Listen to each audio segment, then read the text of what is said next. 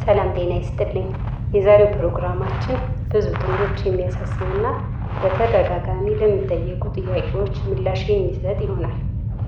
ጥንዶች ልጅ ለመውለድ የሚቸገሩት ለምንድን ነው? ዋና ዋና መንስኤዎችስ ምን ናቸው? እስከ መጨረሻው አብራችሁን ቆዩ።